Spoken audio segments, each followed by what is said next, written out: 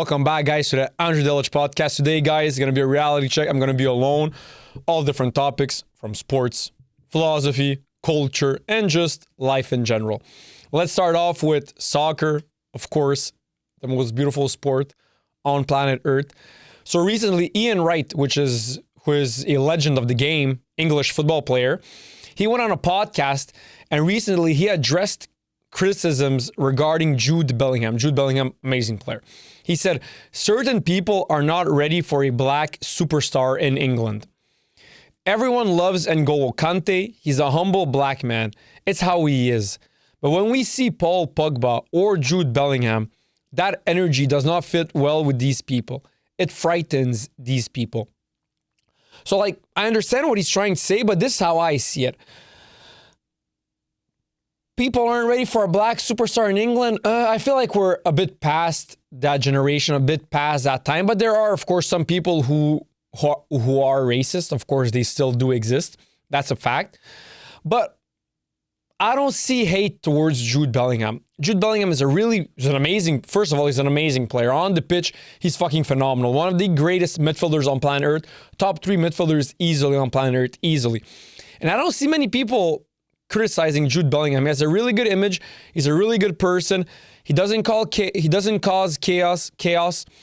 He doesn't wreak havoc. He doesn't cause any problems with the media or outside football, like let's say with Vinicius Jr. or other players. He doesn't do any of that. He's a really good guy. He's an amazing football player. He keeps to himself. He plays football. He has a girlfriend. I'm pretty sure he still has a girlfriend. He has a girlfriend. He spends time with his family, I guess, and he just plays football. So that's why I don't agree Ian Wright saying that people aren't ready for Jude Bellingham to be a superstar, because he feels like Jude Bellingham is cocky or shows energy. What did he say? But we see Pogba. I don't see Jude Bellingham as a cocky person. Pogba, I could understand. First of all, Pogba wasn't English. He's French. So already there, I understand English people not liking him as much as Jude Bellingham because he's French. And also, Pogba doesn't have the same humbleness as Jude Bellingham. Pogba, first of all, was way more flamboyant than Bellingham by personality and by look. So, of course, some people might look at it as, he doesn't really care about football. He cares more about his image and how he looks and whatever. And he cares more about being a celebrity and a superstar than actually being a good football player. Same was with David Beckham. David Beckham was white, he was English, he was Christian, he was good looking, he was everything a typical British person would love. And many British people didn't like him because they felt like he cared more about his image, he cared more about being a celebrity, he cared more about being famous, and he cared more about what he looks like than how he actually plays on the pitch. So I don't think it's a race issue. I think it's more of is he actually serious with being a professional football player, or does he prefer the fame and whatever? Because same goes for Neymar, right? Not just Beckham, even Neymar. Many people hated Neymar because they felt like he wasn't humble. He was actually humble, but they felt like he wasn't as serious as a professional player. He cared more about his image, about being with celebrities, about being famous and whatnot, and whatever also. Then it was actually about Neymar being from Brazil and him being a colored person. So I think it's more about personality than skin color when it comes to football and players. But I also see skin color playing a part into certain groups of people not liking a certain player. Of course, skin color can play a part, but I think it's more of an attitude problem, more of a mentality problem, and it's more of an attitude and a mentality issue than it is of a skin color issue. That's how I see it, but I understand where Ian Wright is coming from. But like I said, Beckham was white. He's still alive, so Beckham is still white. He's good looking. He's English. He's Christian. He's he represents the majority of English people. And many English people didn't really like him because, like I said, they felt like he cared more about his image. He cared more about being famous, about being good looking, about his image and whatnot. They felt like it. I'm not saying that's the case. I feel like that's not the case. I feel like Beckham cared a lot about being a good player on the pitch. Of course, outside the pitch, he was really good looking. So, of course, he's going to do magazine covers. He's going to be like a model at the same time. He's going to be even more famous than what he actually is just as a player, which is normal. So I never saw anything wrong there. Beckham he was an amazing football player, a true legend of the game. One of the greatest English players of all time. That's a fact. He wasn't overrated, in my opinion. He was properly rated, but I see how some people, he wasn't overrated because people who know football, they know how good he actually was. The only place where he could be seen as overrated is in terms of popularity. But he deserves that popularity because, yes, football brought him that much popularity. He played amongst the best players. But also him being married to Victoria Beckham, Posh Spice, who was the lead singer for the Spice Girls. That helped him a lot. Him being very good looking helped him also a lot, which is normal. Him doing model covers, magazine covers, being a model, appearing in commercials, just being in the media industry in general, that helped him also a lot. And his after football career is really, really beautiful and really, really successful and really, really flourishing. He started many businesses. He's a really successful businessman. He's the owner of Inter Miami Football Club in the MLS. He made a lot of smart moves. He even played in some movies in Hollywood with King Arthur, with Charlie Hunnam and Guy Ritchie. He still models for like H&M and other fashion brands and other magazine covers. So Beckham has a really good after football career, a really successful career after football career. He has a really, really successful career. So that's why if I get back to what Ian Wright said, I understand where he's coming from, but that's not really how I see it. I feel like, and also if I'm being honest, I feel like people, especially Englishmen and Englishwomen, they overrate Bellingham way more than what he actually is on the pitch just because he's English and because he represents England and the football world in England very, very well. That's how I see it. So I don't really agree with what Ian Wright said, but I understand where he's coming from. Guys, recently Cristiano Ronaldo met with Donald J. Trump. The reason why they met is, first of all, Donald J. Trump was meeting with the Crown Prince of Saudi Arabia, Salim bin Salman. I forgot his bin Salim, something like that. Something of that sort, his name. And Trump met with him, which is normal. Two world leaders meeting together, normal. And that's why Ronaldo came, is because bin Salem brought Ronaldo with him. But also what happened is Ronaldo, when he did the interview, when he did the podcast with Piers Morgan, he said how much he likes and respects Donald J. Trump and how the world currently needs a man like Donald J. Trump, which I agree. I've been saying it ever since Donald J. Trump has been running for office and ever since he's been elected. I always said that the world needs a man like Donald J. Trump. So I agree with what Ronaldo said. But he said that, and Donald Trump being a really vain person, that's his sin. That's one of his main sins, is vanity. He's really, really vain. And whenever someone praises Donald J. Trump, he's going to love you. He's going to do whatever you want him to do, and he's going to give you a lot. If you want to get something out of Donald J. Trump, praise him. Stroke his ego because he's really, really vain. Some people aren't as vain as him, so even if you stroke his ego, he's not going to give a fuck, and he's going to dictate what he's going to give to you based on what he feels like you deserve and based on what he feels like is right. But Donald J. Trump being a really vain person, having a big, big ego, and Ronaldo being the world-class athlete that he is and that he was, the big legend, the famous person that he is, of course, Donald J. Trump loved hearing Ronaldo and Piers Morgan saying that he loves Donald J. Trump and he feels like Donald J. Trump is doing good things for the world, which I agree. But that's the only reason why Donald J. Trump invited Cristiano Ronaldo. And that's the only reason why he praised Ronaldo so much. Donald J. Trump doesn't know shit about football. He never probably even watched a full match, if we're being honest. And he doesn't know jack shit about football.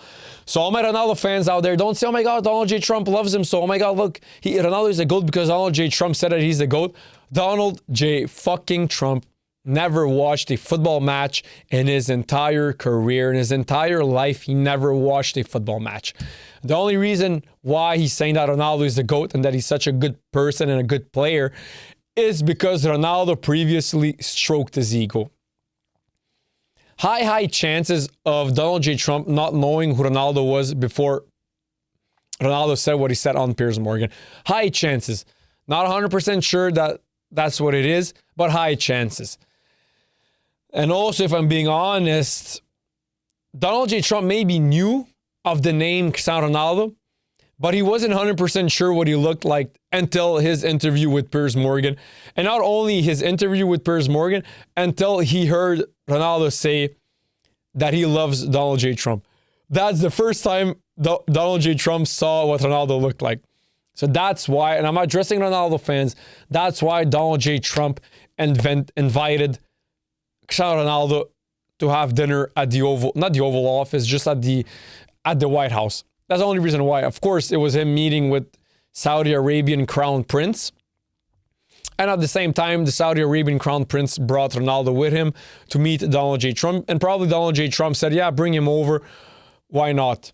But guys, he ain't the GOAT. I don't give a fuck who he meets. I don't give a fuck who he talks with.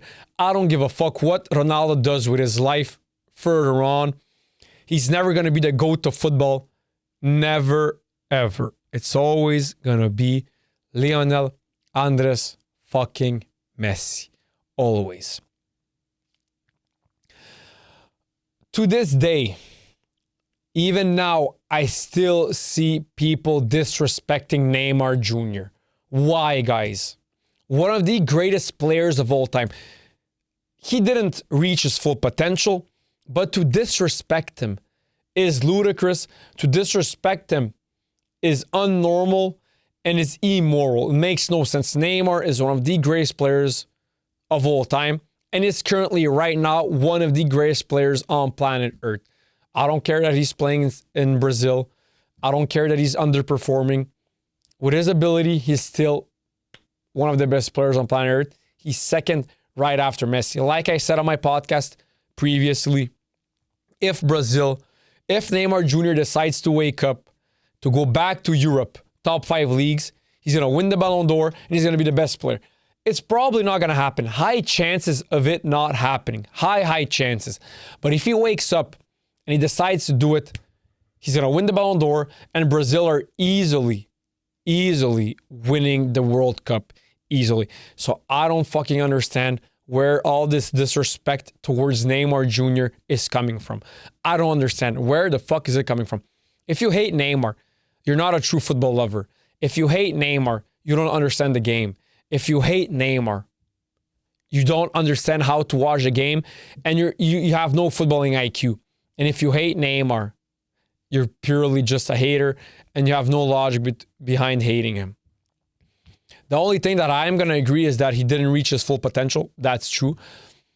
It's going to be one of the biggest upsets in world football after Ronaldinho, because if I'm being honest, Ronaldinho, if he was serious, if he would have taken his career seriously, he would have 20 Ballon d'Ors right now.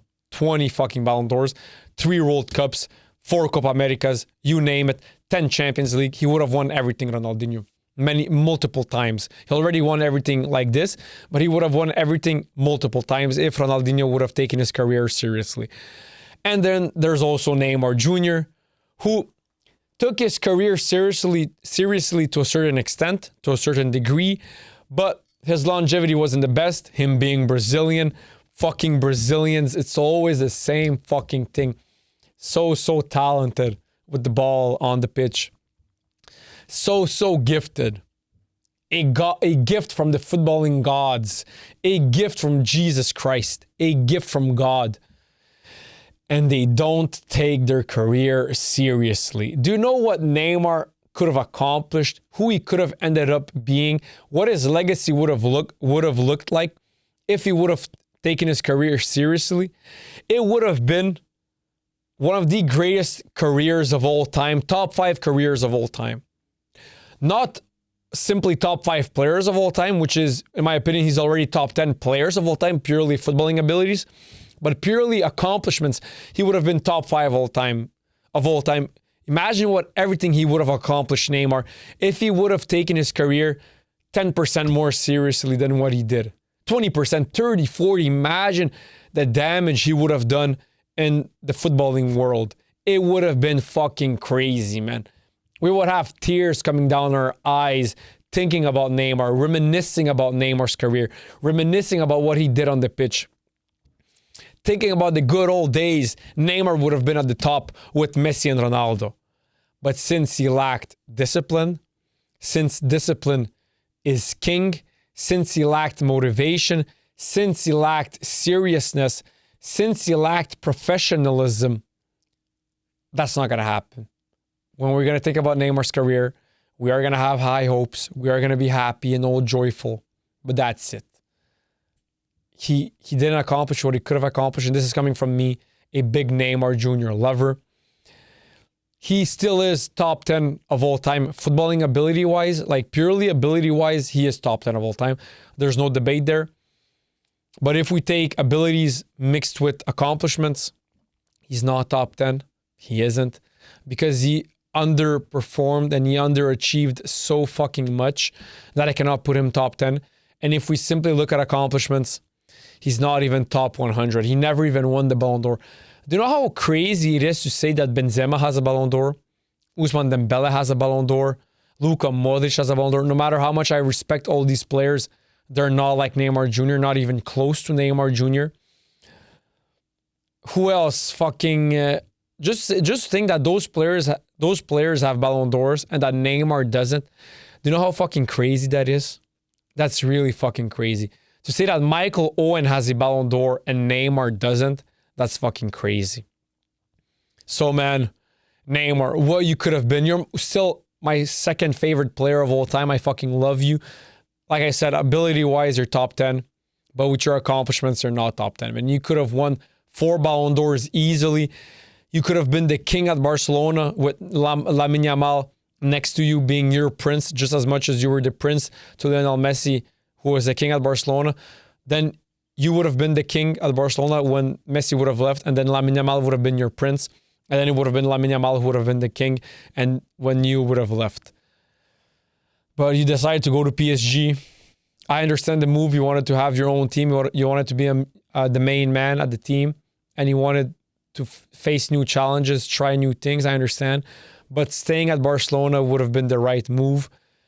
Messi always gave you your space. He always gave you your time. He always gave you your place to shine. Messi has no ego.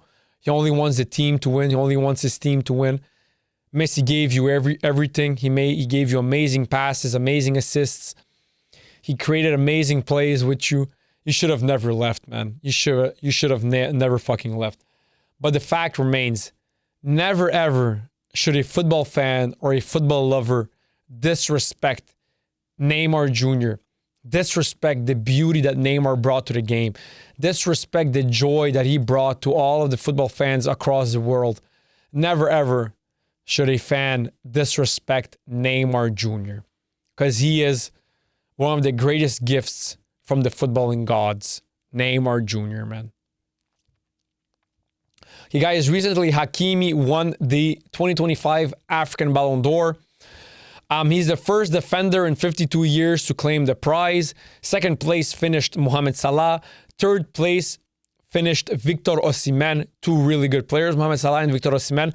Hakimi finished 6th in the overall Ballon d'Or, the general Ballon d'Or race, general Ballon d'Or ceremony. Hakimi deserved the African Ballon d'Or. He was better than Mohamed Salah and he was better than Osimhen. He was the greatest African player in the world in the 2024-2025 season. He fucking deserves it. Let's not lie. How he played on the pitch was he was the greatest fullback in the world. Right back and left back. He was by far the greatest fullback. One of the key players for PSG. One of the best players in the world. He won the Champions League. He was phenomenal with Morocco. And he deserves the 2025 African Ballon d'Or. Yes, Salah was amazing this season. So was Victor Osimhen. Really, really good. I'm not taking anything away from them. But Hakimi accomplished more than those 2 players. And he played better than those 2 players. And he had a more successful season and a more flourishing season than those 2 players. Hakimi even finished 6th in the Ballon d'Or race, which in my opinion he deserves. I know like Salah finished 3rd or 4th, which in my opinion that's too high for Salah. There's no way that Rafinha finished behind Mohamed Salah. That's a pure robbery. I said many times on my podcast. It shouldn't have happened. Rafinha, yes, Salah had a really, really successful season, scored a lot of goals, made a lot of assists, but he didn't have a better season than Rafinha, let alone Hakimi. Hakimi also had a better season than Mohamed Salah, but Rafinha did have a better season than Achraf Hakimi, in my opinion. And just to make sure to see what did it look like, right? It was Dembele first, second was Lamine Yamal, third was Mohamed Salah, right? Let me ask ChatGPT, what did the 2025 Ballon d'Or rankings look like? I'm pretty sure he finished like third or fourth, Rafinha.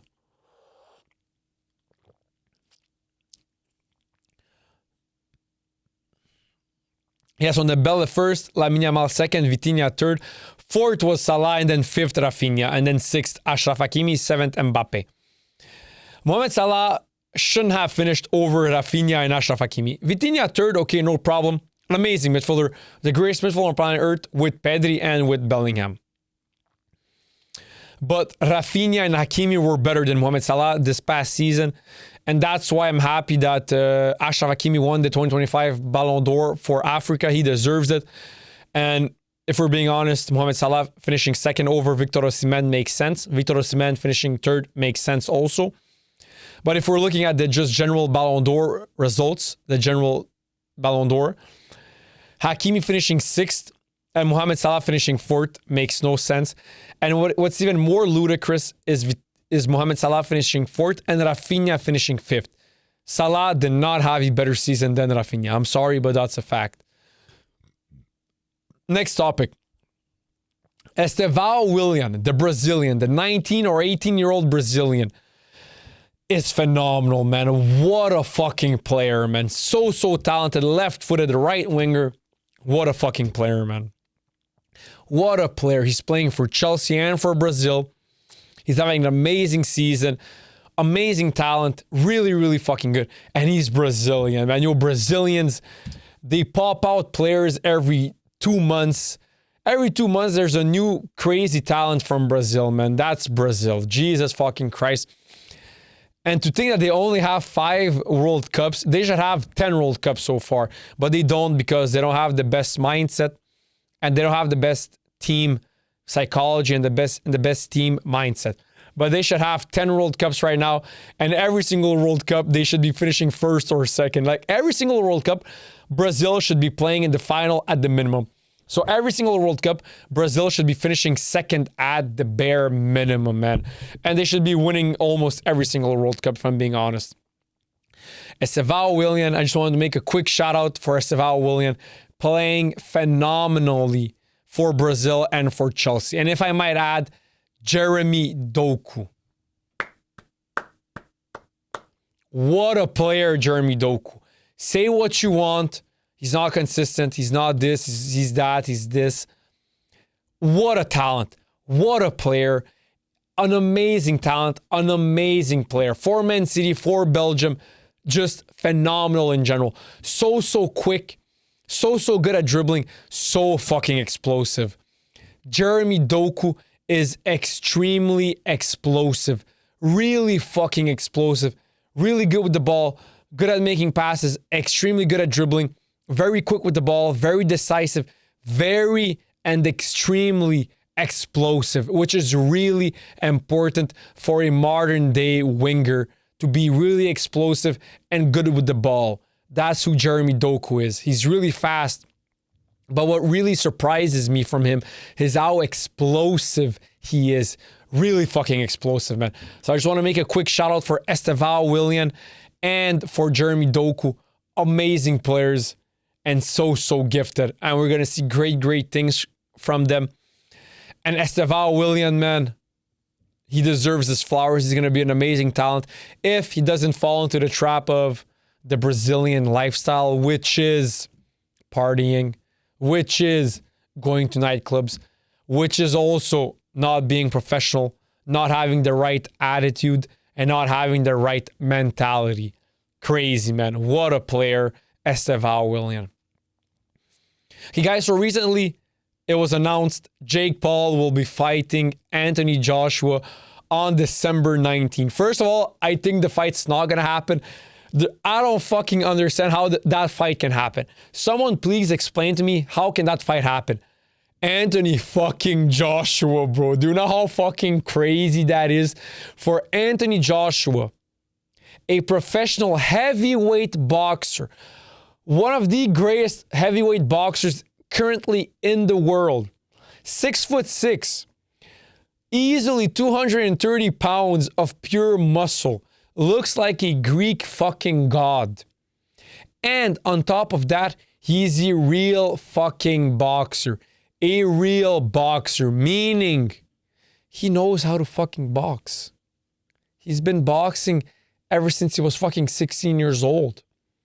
He's been trained by the best boxing coaches. He fought the best boxers of all time. He's a legit boxer. He's one of the greatest boxers on planet Earth. Probably one of the greatest heavyweights of all time. And he's supposed to fight Jake Paul, a YouTuber who's 6'1", 220 pounds of fat. Guys, let's be fucking serious. First of all, I don't see the fight happening.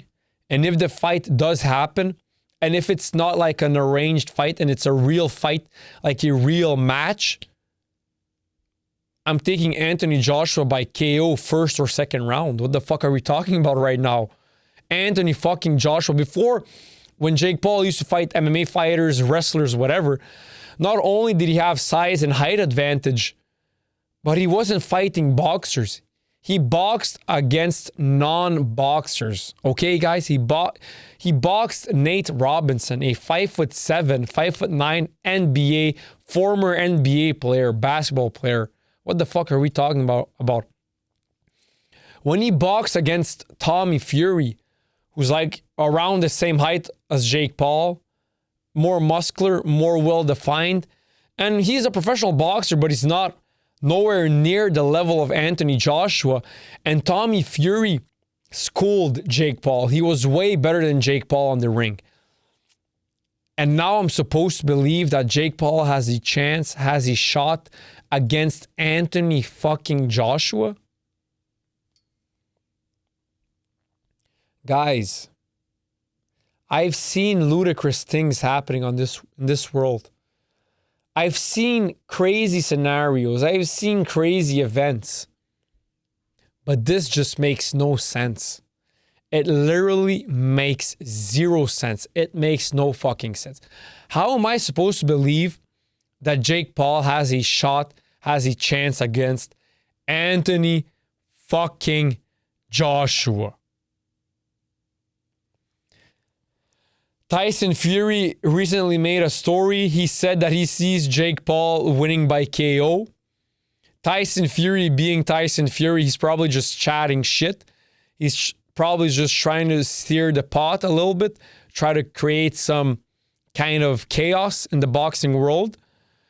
But even he deep down knows that Jake Paul has zero chances against Anthony Joshua. The difference of level between Joshua and Jake Paul is greater than the difference of levels between Jake Paul and myself. A guy who never boxed in his life, not professional and not even amateur. Like it or not, I am 6'3", I am athletic, I am really gifted in sports. So the level of difference between Joshua and Jake Paul is greater than the level of difference between me, a podcaster, a university student, a car salesman, a 6 times a week gym goer, a top G, if I might add. There's a bigger level of difference between Joshua and Jake Paul than me and Jake Paul. That's a fact. And I would get killed. Not KO'd, killed by one punch from Anthony Joshua. Killed. Literally killed.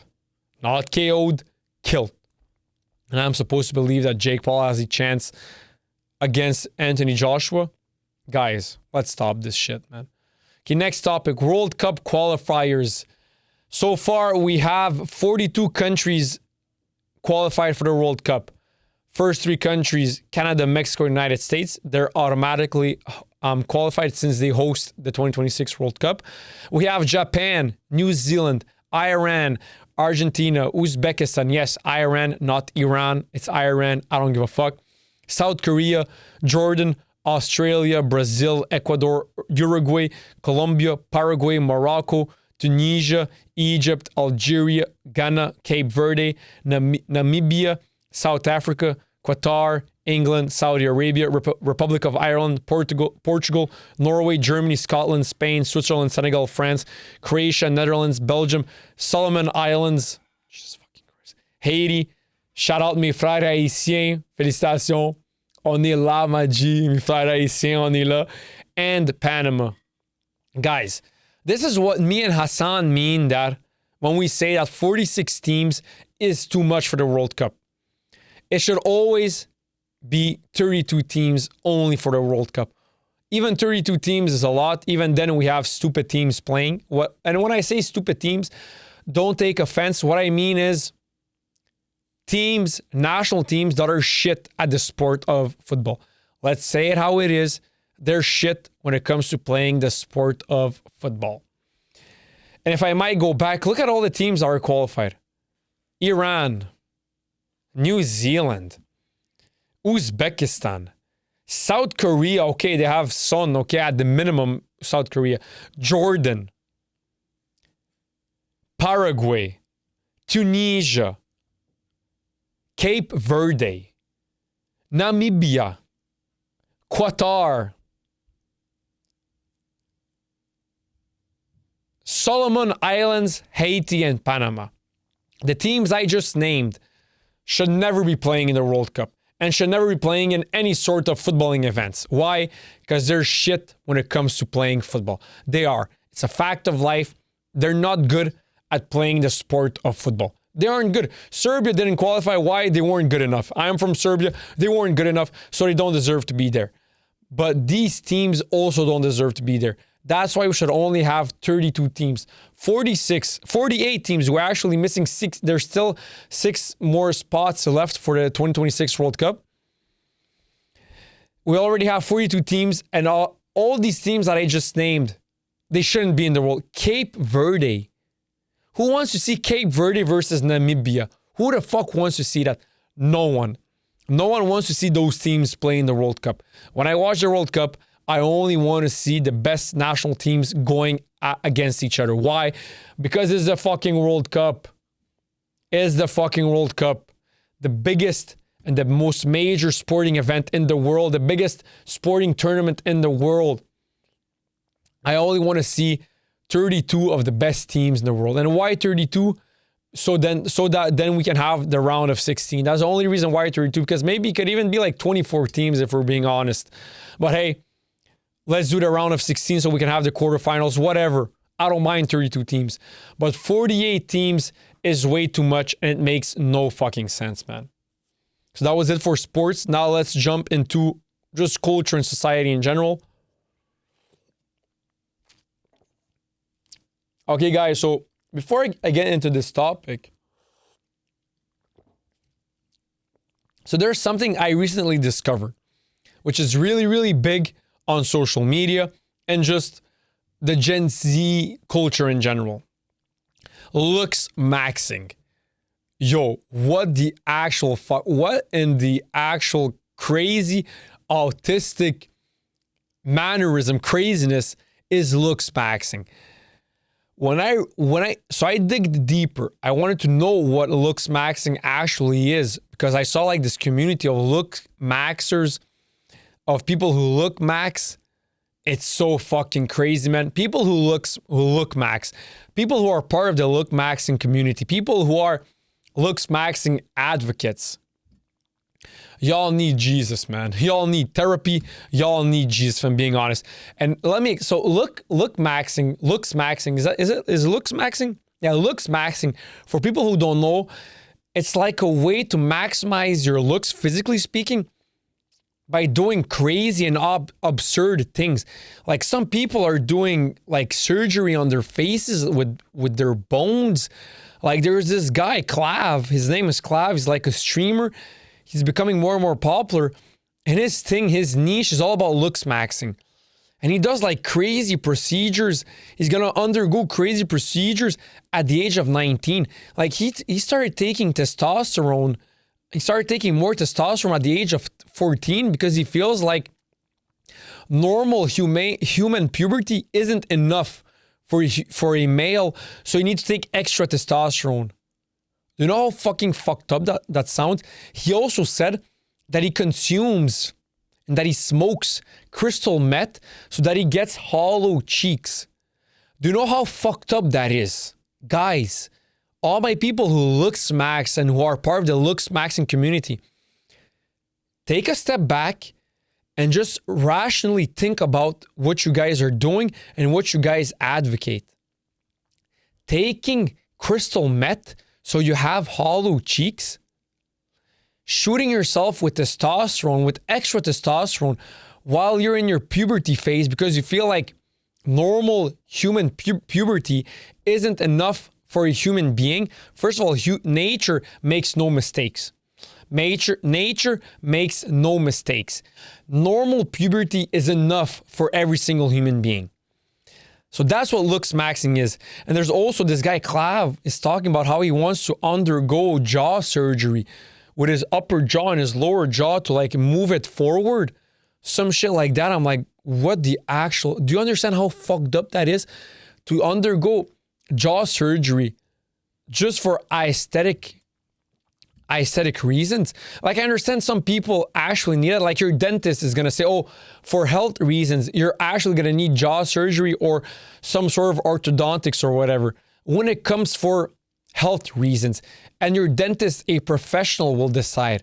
But for you to undergo such a major surgery just for aesthetic reasons, you have mental issues. Like we all do. Like I'm not trying to downgrade you. I'm not trying to bring you down, but go seek a therapist. Go, like, you need Jesus, if I'm being honest. And the guy, Clav, also said he's 6'2", perfect height. Like, if we're being honest, that's like perfect height.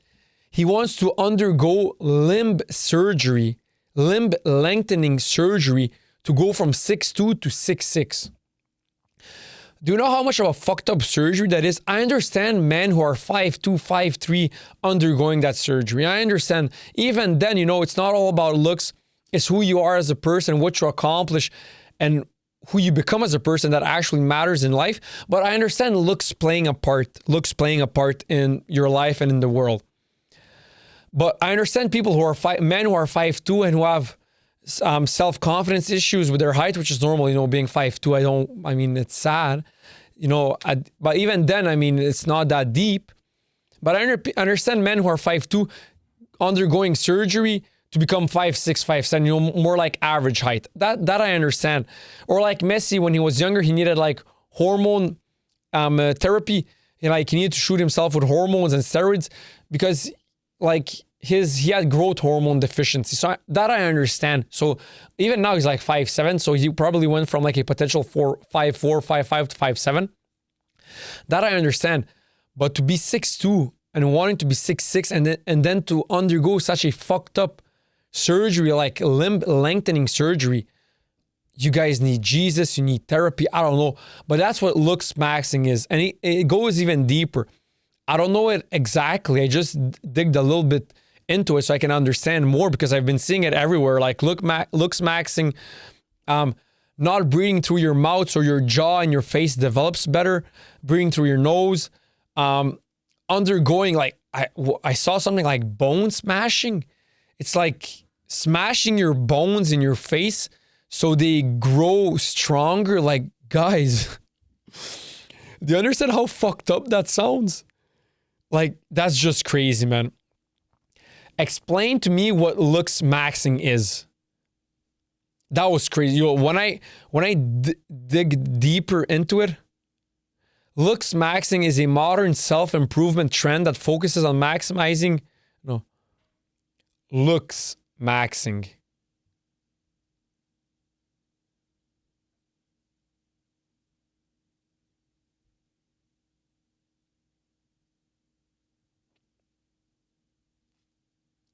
No, why the fuck did Explain to me what looks maxing is.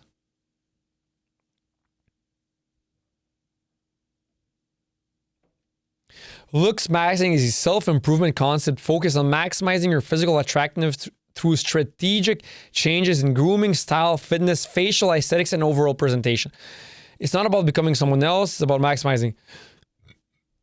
Okay, so there are some things which, I mean, going to the gym and staying healthy, why not? That's really good. You're gonna look your best shape. But I mean, there's like a limit, and these looks maxers, they just went crazy, man, with, like I said, bone smashing, with undergoing crazy unneeded surgeries just for aesthetic reasons. And you guys know my viewpoint when it comes to even plastic surgery. I'm against it. I'm all for natural beauty, and I'm all for just being and just remaining how God made you. There's a reason God made you like that. Like I said, nature, God, the universe doesn't make mistakes. It makes zero mistakes. So there's a reason why.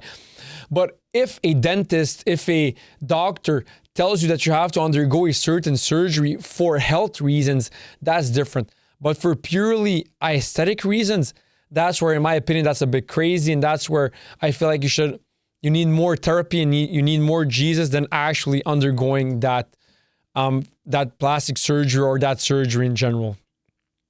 So that was my opinion on looks maxing. Like I said, Clav saying that he takes all these drugs, that he takes crystal meth. Crystal fucking meth, guys. You know what crystal meth is? Is one of the most dangerous and one of the most killer drugs that exists on planet Earth. And you're gonna take crystal meth just so you have more hollow cheeks? You know how fucked up that is? That's really fucked up, guys. I care about how I look. I'm vain, I care about. But I would never do such things. What the actual fuck? Like, the most I do is I go to the gym and I watch my diet. So I never gain weight, and I remain the best shape that I can remain. So also I don't gain weight in my face, and I don't gain weight in my body. That's the max of looks maxing, in my opinion. Anyone should do, and everyone should do, and that I do, is staying in shape. And I mean, the rest is just how God made you, which is normal. But hey, that's my opinion. We all have our lives. But I feel like many people, many advocates of the looks maxing community, they just took it way too far.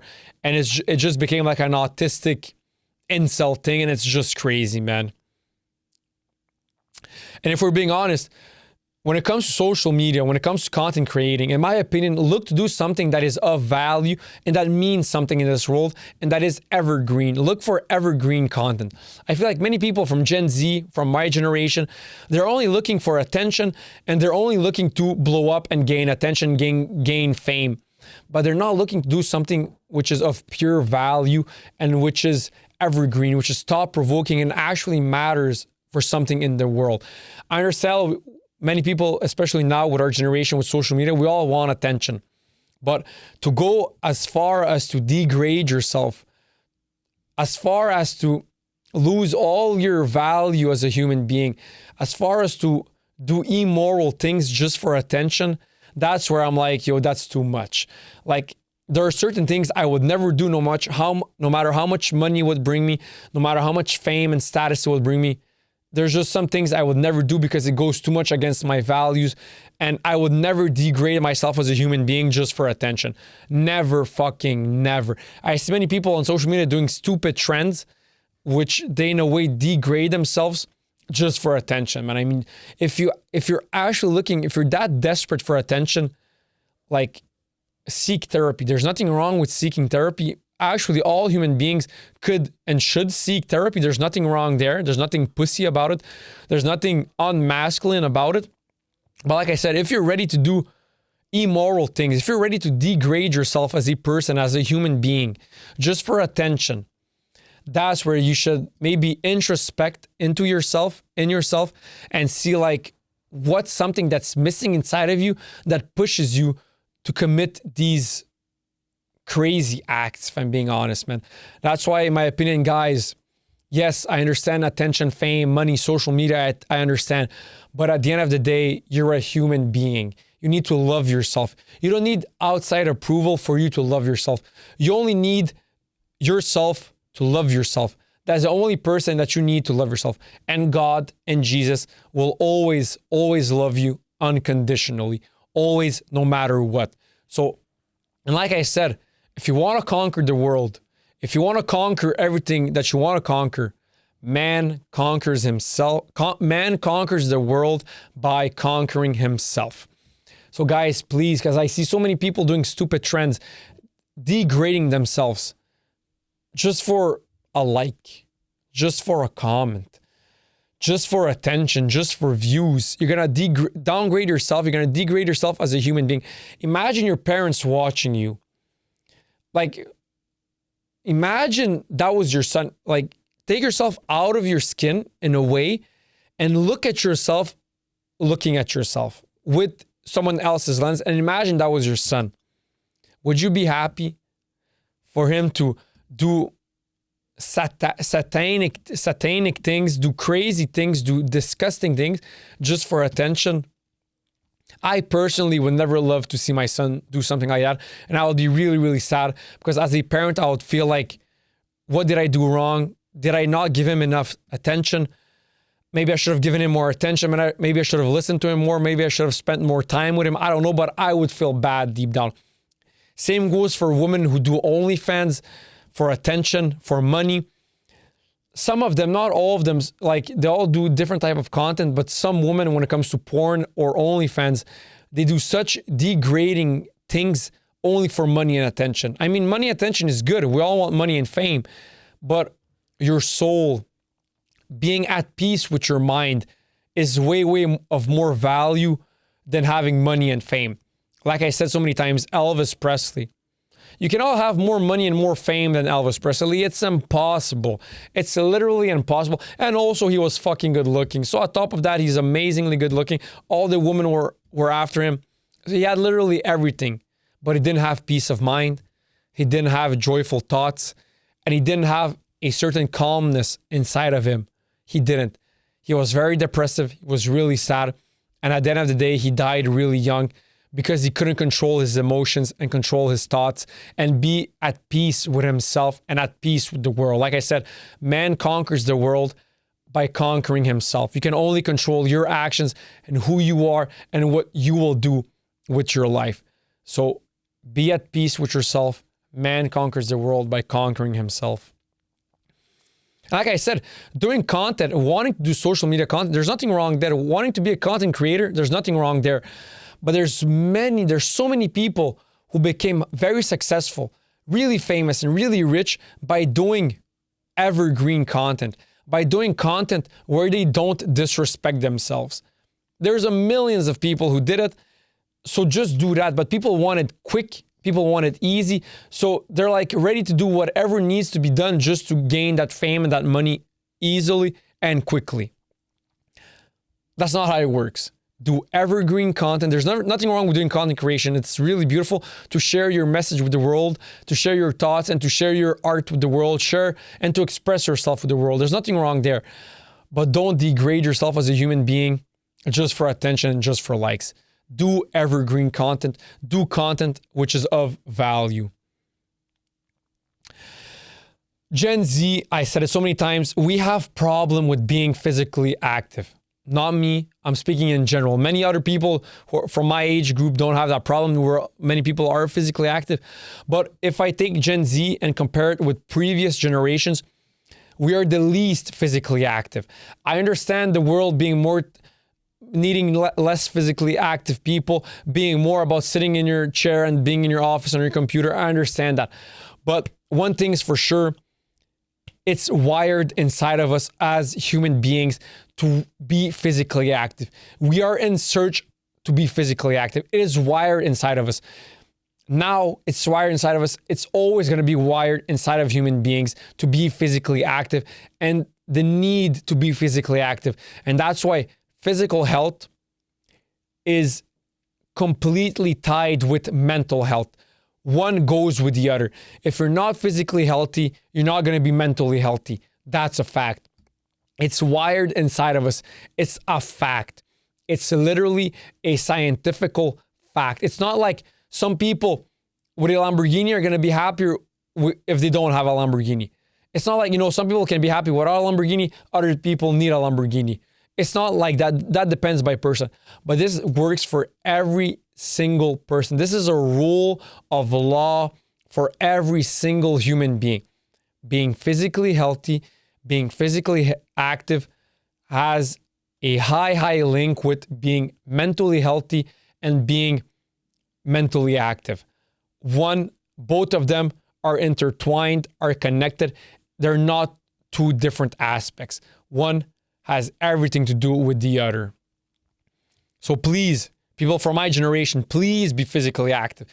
It's like 1 hour a day. You're telling me you don't have 1 hour a day to be physically active, to go to the gym, go for a walk, go for a run, go swim, go punch a bag, go play soccer, go play tennis, go play whatever sport you like. Please be physically active. We need that. It's wired inside of us. It's always been wired inside of us, even before when we were nomads hunting and running everywhere. It's wired inside of us currently, and it's always going to be wired inside of us. You can never go against human nature, and being physically active is part of human nature. Always has been and always will be. And guys, talking about social media, as many pros as it has, it also has cons. I've always been pro social media. I've always said that there's more pros and cons. But social media is not the real world. Don't tie your mental wealth, your mental wellness to social media. It's two completely different things. Use social media as a tool and don't put all of your life into social media. It's not the real world. It's not reality. It's not the real life. Social media is not the real life. Have fun with it. Try to make a business out of it. Some people make millions of dollars off social media. Go ahead. But don't tie all of your worth and don't put all of your time and all of your worth as a human being into social media, because it's not the real world. Social media is not the real world. Like I said, there's way more pros to social media than cons, but don't tie all of your worth to it. Don't use it as a tool just as much as you use a car. A car is a tool that helps you in your life, right? It helps you get from point A to point B, and it helps you in many other aspects depending on who you are and what you need a car for. But use social media like a car. Use social media like your toothbrush. You're not gonna tie your entire worth into a toothbrush. You don't care. You're using that toothbrush to brush your teeth. You're using it to serve you. Use social media to serve you, and don't serve social media. Social media has to serve you. So that's why social media isn't the real world. Don't tie all of your worth into it, and use it as a tool. Thoughts on being nonchalant because you think it's cool. I hear so many guys nowadays with Gen Z, saying, with women, I act nonchalant because, I'm cool. Being nonchalant is cool. And they listen to TikTok, they see all these streamers being nonchalant. I don't know where the fuck they get this idea. Being nonchalant isn't cool. Some people are naturally nonchalant, but nowadays, there's like this wave of people thinking that being nonchalant is cool, and now they're acting nonchalant. People who act nonchalant are actually people who are deep down just really shy, really insecure, and don't have the balls to not be nonchalant. That's a fact. I hear so many guys saying that I don't approach girls, I don't chase girls because I act on some nonchalant shit. I'm the prize, I'm this, I'm that. If she wants it, she needs to approach me. First of all, broski, you sound like a bitch. Whichever guy talks like that, whichever guy has that mentality, you sound like a bitch. And even women, when they hear you say that, when they hear guys talk like that, the only thing that goes through their mind is he's not a real man, he's a pussy, he's a bitch. That's what goes through their mind. And some guys, I don't want to be disrespectful, but some guys, I'm like, you really think you're the prize? Like looking like you look, being who you are, being the person you are, you really have the balls and the audacity to think that you're the prize? Like, if it was fucking Brad Pitt, I could understand it. Like, fuck, that's fucking Brad Pitt. But a random ass guy with a random ass job with normal to average looks, normal to average paycheck, normal to average everything, you're the prize, broski. Come on. Like, you need a reality check. And if I'm being honest, guys, when it comes to relationships, men and women, guys are never the prize. Never, ever. They're never the prize. Why? It's always the woman. It's been like that since the dawn of time. It's been like that since humanity exists. Women are always the prize, and they're always going to be the prize. It is what it is. Men have to chase the woman. Don't be a bitch. Don't be a pussy. It's ingrained inside of us. It's in our nature to chase women and to not care about rejection, not care about getting rejected by women. Why? Because it's not that deep and it's never that personal. There's many reasons why she can reject you. Maybe she just got out of a relationship. Maybe she's not ready to get into a relationship. Maybe she just doesn't like how you look or you aren't her type. There's nothing wrong there. You cannot be, even if you're fucking Brad Pitt, you cannot be everyone's type, which is normal. But it's the man's job to have a masculine energy and approach women and not be afraid of rejection. Men who act like they're the prize, men who act nonchalant, which is really fucking gay, if I'm being honest. Man to man, that's really fucking gay. And men who act like women should approach them because they're the prize, you guys have got it all twisted and you guys have a weak personality, a weak mentality, and you guys are just delusional. And this stems from, in my opinion, kids growing up with parents telling them that they're this, they're that, they're amazing, they're perfect, they never made a mistake, they're perfect, they have no flaws. Then they grow up thinking that they're perfect, that the world should bow down to them, that the world should serve them.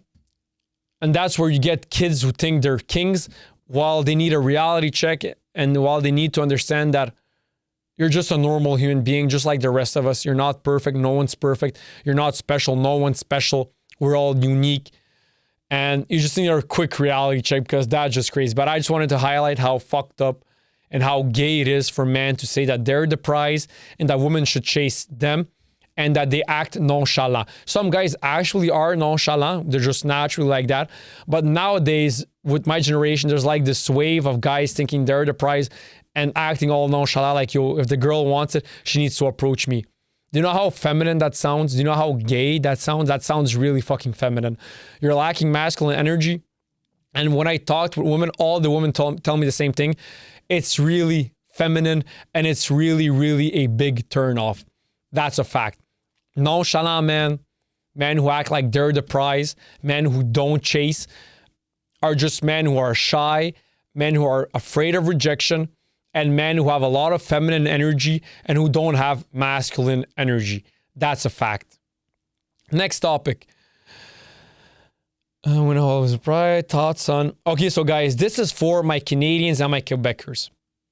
There's nothing wrong with being proud of being Canadian. There's nothing wrong with being proud to be Quebecois. There's like this wave with my generation of Canadians, of Quebecers who are from Quebec, who are from Canada originally, and their parents, like pure white people from Canada and Quebec, who are ashamed to be Canadian and Quebecois. Do you guys understand? We're like the greatest country on planet Earth. Do you understand everything we've accomplished, everything we did for humanity and for the world? Do you know how fucking grateful you should be? How fucking proud you should be to be Canadian? Everything your ancestors did for the world by creating this beautiful country, one of the greatest countries on planet Earth. Do you know how proud you should be, how grateful you should be, and how proud you should be to be Canadian and to be Quebecois? How rich of a culture we have, how smart, how innovative Canada and Quebec is. You should be really fucking proud. I don't understand why many of Canadians and Quebecers aren't proud. They don't have this nationalistic pride while they should, because Canada, North America, Quebec, the Western world is the greatest place on planet Earth. And that's why everyone wants to live there. That's why everyone immigrates to the Western world. That's why everyone immigrates to Quebec. That's why everyone wants to immigrate to Canada. That's why everyone wants to immigrate to America. And that's why everyone wants to immigrate to the Western world. And guys, do you understand how proud you have to be of your ancestors? Your ancestors, now I'm speaking to Quebecois and Canadians and Americans. Your ancestors literally left a country which was really developed, really comfortable, really rich. They left that country in search of something new, in search of something that wasn't assured. Imagine taking a boat made out of wood. There is this Atlantic Ocean. You don't know what's waiting you at the other side of the ocean. You don't know if you're going to survive. You don't know what's going to happen on your trip from France or from England to the New World, to the continent of America. You don't know if the world is flat or if it's round. You don't know if you go too far, you're gonna fall off. Like, you don't have all of that. You don't have none of that knowledge. You don't fucking know. You know what type of balls and what type of bravery it takes for you to say, let's go onto this wooden boat. Let's just go as far as we can until we hit something. Do you know how much bravery and how much balls that takes? Your ancestors did that. Those were some of the bravest people in the history of humanity. They took a boat. They said, let's fucking go there. We don't know what's waiting. They crossed the Atlantic Ocean. Just crossing the Atlantic Ocean, not knowing what's waiting on the other side, not knowing what might happen on your trip to the New World, not knowing. Just that takes crazy balls, which none of us, out of all 8 billion people living currently, none of us have that amount of balls to do what they did. Just that takes crazy balls. And then to arrive in a new continent, which is really fucking cold. You suffered a cold you never suffered before. You arrived in a territory filled with trees, lakes, rocks, mountains. There's no cities. There's nothing developed. You have Indians trying to kill you, Native Americans trying to kill you. You have the weather trying to kill you. You're not even sure of the terrain. You have nothing there. You don't know how to communicate back with the previous world, with France and with England. You arrive there from nothing. Forward 300 years in the future, you made the greatest continent on planet Earth. You made the greatest country on planet Earth. Do you know what type of competent and brave individuals those settlers were? Those colonizers were? Do you know how brave they were? How fucking competent they were? Do you know what type of competency it takes to take a territory that literally has nothing and inside of 300 years create the best place on planet Earth? North America, Canada, Quebec, and America. Do you know, first of all, what type of balls it takes to cross the Atlantic, not knowing what awaits you, not knowing if you're going to survive the trip, not knowing what the territory looks like, not knowing who lives there, not knowing if there's something developed over there. The cold, crazy cold, something they've never witnessed before in Europe. The weather is crazy cold. Native Americans trying to kill you. Animals trying to kill you, bears, the weather is trying to kill you, the terrain is trying to kill you. You're unfamiliar with the terrain, with the country, with the continent. You don't know what's going to happen. You don't know if you're going to survive. You don't know how you're going to create something. Do you know what type of balls, what type of bravery, what type of competency that takes? To take literally nothing in a continent that has extreme cold for 9 months out of 12 months. Extreme fucking cold from October to May to April, let's say. Extreme cold. Have Native Americans there trying to kill you. Nothing developed in that continent. And for you, inside of 300 years, create the greatest countries on planet Earth, Canada and America, Quebec, whatever. Do you know what type of balls, first of all, it takes? And what type of fucking competency it takes? That's what your ancestors did. Like I said, your ancestors are some of the most competent and some of the bravest human beings to ever exist across human history. Ever since humans exist, they are top 3 bravest and most competent individuals of all time. The settlers that created North America, Canada, Quebec, United States. Those Frenchmen and those Englishmen who created America and Canada are some of the bravest and some of the most competent human beings of all fucking time. And then you sit here not being proud of what your ancestors did. I'm never going to understand how's that even possible. You know how proud you have to be, how proud you should be to be Quebecois, to be Canadian, to be American. You should be really, really proud for everything we did for this world, everything we brought just by being such a smart, educated, and nice country, compassionate country. All Canadians should be really, really proud to be Canadian. All Quebecers should be really, really proud to be Quebecois. And all Americans should be really, really proud to be American. I don't know where it comes from. I feel like I have many of my friends who are Quebecois, who are Canadian, who aren't proud and just naming everything that I named, that your ancestors did, that we created as this country. We should be extremely proud of our country and be extremely proud to live in Canada and to be Canadian and American and even Quebecois. Should be extremely proud.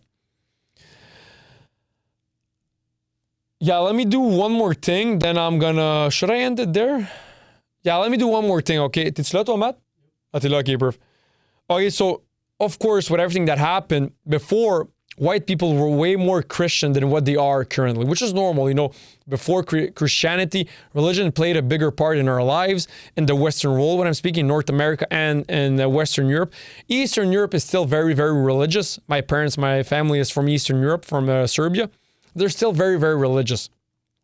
And of course, with everything that happened before, white people from the Western world were way more religious and way more Christian than what they are. But I feel like there's like this surge of religion and Christianity coming back into white Westerners. I feel like we went so into the other direction with no religion, fuck Christianity, we don't need it, it doesn't serve a purpose, that we went so much in that direction that the pendulum is slowly swinging back to many young people talking about Christianity, figuring out about religion, looking into Christianity, looking into religion. I'm speaking from personal experience. I hear many of my friends who are white Canadians who didn't grow up Christian. Their parents didn't really, on paper, they are Christian, right? Quebecers, on paper, they're Catholic Christians, but they never really cared about it. They never really associated as much with religion as what they did before the silent revolution that they had in the 60s and 70s. They never really cared that much, but slowly now talking with my friends, English Canadians, people from Ontario, French Canadians, people from Quebec, they're slowly digging into religion more. They're slowly coming back to Christianity, and they're slowly starting to read the Bible even. Like, they're slowly getting back to religion, which I find beautiful. Like I said, in my opinion, religion should never intertwine, mix with politics, two completely different things. But religion is really good for you psychologically and for individual reasons. It's good for you as an individual. When something happens in your life and you don't have any answer to the questions you're seeking, and no one has the answers to the questions you're seeking, Christianity, religion brings you peace of mind and takes anxiety away from you. So it's really, really good for every single human being. Like I said, of course, there's like 5 major religions, but like Gandhi once said, there's as much religions as there are human beings on planet Earth, which I agree. In my opinion, there's as much religions as there are human beings. Of course, I'm Christian, he's Christian, whatever. But at the end of the day, even though he's Christian, even though I'm Christian, there are some things we're going to disagree on, and there are some things that we're not going to see the world exactly the same. Why? Because all human beings are different. We're all unique. We all have a different upbringing. We all have a different way of seeing life. We all have a different perception of life. So we're all going to have different opinions regarding different topics, different problems, different issues, whatever, which is normal. Imagine, that's what makes life and the world beautiful, is all of us being different, all of us being unique, which is normal. But what's good in believing in a higher power is it takes so much anxiety away from your life, and it gives you so much peace of mind, and it gives you also so much strength to go in search of great things, to go in search of your destiny, and to go in search of accomplishing your dreams and becoming the best version of yourself. It helps you a lot with strength, with wisdom, with patience. And having patience is really, really hard, right? We all want things done quickly. We all want to accomplish our dreams quickly. No one wants to suffer. No one wants to work hard. We all want it done quickly, right? Which is normal. But all great things take a lot of time. If it was easy, everyone would have done it. If it was easy being a world-class multimillionaire podcaster, everyone would do it, right? The reason not many people do it and the reason not many people continue is because it's hard. It's really fucking hard. Same goes for everything else. Everything that's good in this world, everything that's worthwhile is hard, takes a lot of time, takes a lot of practice, and takes a lot of patience. So in my opinion, religion, no matter which religion, it helps you a lot individually as a person. Like I said it so many times, in my opinion, you should only care about yourself, your actions, because that's the only thing you can control. But it helps you a lot as a human being to accomplish your dreams, to be patient, to have peace of mind. It takes away a lot of anxiety that you can have, because if we're being honest, most of our anxiety comes from our thoughts. 90% of our problems, 90% of our anxiety comes from problems created by our thoughts, created by our brain, created by our mind. 90%. 10% of our problems actually come from the world and from circumstances we cannot control. But 90% of our anxiety comes from our own individual thoughts, comes from our own self, which if we had more belief in a higher power, we would have less of those negative thoughts, and we would have less anxiety and whatever. I recently did a podcast with Tommy Morrison. Shout out Tommy Morrison. He's fighting tomorrow with Julien Leblanc. Shout out Julien Leblanc. And he told me he's Quebecois. Like, his dad changed his last name. It wasn't Morrison before. He had a Quebecois last name. I think it was Ouellet or something like that. He told me, but his dad changed his last name because his dad didn't like his dad or whatever, something of that sort. But he's Quebecois. And he told me he grew up not religious. I mean, on paper, yes, he's Quebecois, so he's Catholic on paper, but he didn't grow up religious. But he told me that slowly he's getting more into religion. He's getting more into Christianity, and he's digging more into it because it's piquing his curiosity. He saw something into it that he feels like it can help him a lot as a professional athlete and just simply as a human being with his personal thoughts, with his personal, how can I say this? With his personal friendships, relationships, whatever, in his personal life. That's what I was looking for. In his personal life and in his professional life, he feels like it can help him a lot, which I said, yes, it is going to help you a lot. This has nothing to do with politics, whatever. It's just for your personal well-being, which is really important. Like I said, if you want to conquer the world, which almost every man wants, the only way you can conquer the world is by conquering yourself. That's the only way you can conquer the world. So that's why I feel like there's this big surge of white Westerners, young white Westerners, getting back into religion and looking more into Christianity and religion in general, speaking from personal experience and speaking from many other personal stories that I heard from podcasts and from people that I encounter in my everyday life, but a lot from podcasts also with like Chris Williamson, Joe Rogan and whatever. So I just find it really beautiful because it can help you a lot as an individual. It can help you a lot as a human being. So guys, that's going to be it for this episode. I'm going to do another episode soon. See you next time. Peace out.